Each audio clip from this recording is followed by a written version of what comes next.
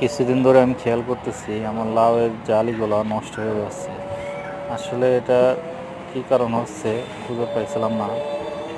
পরে দেখি কিছু মাছি পোকা প্রত্যেকটা লাউয়ের জালি দেখেন, এই যে কালো কালো দেখা যায়, ছিদ্র করে ফেলছে। এইখান থেকে আপনার ভিতরে পোকা হয়ে যায়। আসলে এরকম যদি লাউয়ের জালি নষ্ট হইতে থাকে তাহলে তো আপনার গাছে লাউ ধরবে না। আমাদের করণীয় কি? দেখেন, আমি এখানে একটা 6 ফেরোমন ফাঁদের একটা ট্যাপ দিছি, যাতে মাছি পোকাগুলো এসে এখানে বসার পরে নিচে সাবান পানি দেওয়া আছে, ঘুরতে ঘুরতে ওই পানির ভিতর পুরো মারা যাবে।